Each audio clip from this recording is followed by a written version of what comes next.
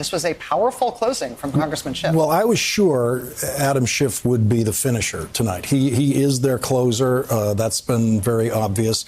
What we didn't know is how he was going to handle it. I thought he would do basically a working summation of what you heard today. Here's what you heard today. He went far beyond that, and he went to the central question of why they're all sitting there, which is the issue of guilt, and then the issue of removal, because they have this dual function. Jurors weighing the evidence, deciding the verdict, but then they are also the judges pronouncing the sentence. And he went to the sentence. And I don't think anyone expected him to go to the sentence tonight.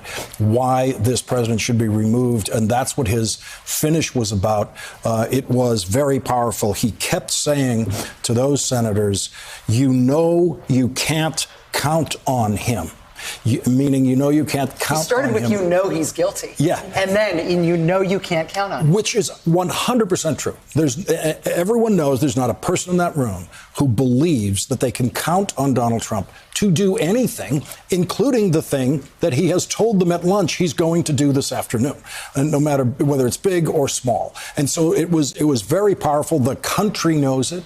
And so he was saying something that everyone knows is true, and he was using it as the reason, in this case with these facts, about why he has to be removed. The point about the president, the dangerousness of the president, that the president is willing and has shown himself willing by the acts adjudicated here and in other contexts, has been willing to put the interests of the country aside in favor of his own interests when he finds that they conflict. That's the story of these impeachment articles, Chairman Schiff was saying, and that is what you know to be true about him as a person and a president. And therefore, if you believe he did it and he did, it can't just be that you accept it. You have to remove him. I did not expect him to wrap his comments that way. I found it very powerful. It was very powerful. The problem is that he is speaking to people who are not going to vote to remove him. And the fact that he's using that argument, and it was very strong, it was passionate, it was thoughtful, it was cogent, it was all those things.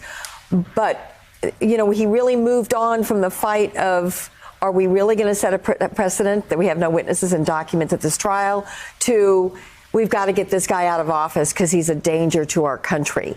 Most of those Republicans, in fact, probably all 53 of them, know if they ever did that, they probably will never be reelected again. Because most of them are from states that would be an unacceptable result, because the Trump supporters, to this moment, believe this is all cooked up. But it's not Trump supporters in Maine who are going to put the pressure on Susan Collins. And I think that speech goes straight to Maine. It goes straight to Colorado. It goes to those voters who say to their senator, you must do the right thing. I think that puts as much pressure to the greater audience. Yeah, but I also think it puts as much pressure on the witness argument as the witness argument itself. And the witness argument has a way of sounding, after a while, kind of legalistic and needle threading and that sort of thing. This is what it's about. And this is why you need the witnesses. And I think he had that impact even without talking about witnesses. And of course, this is the opening argument and the final argument and the witness argument. Has to do it all at the same time. Hey there, I'm Chris Hayes from MSNBC. Thanks for watching MSNBC on YouTube. If you want to keep up to date with the videos we're putting out, you can click subscribe just below me, or click over on this list to see lots of other great videos.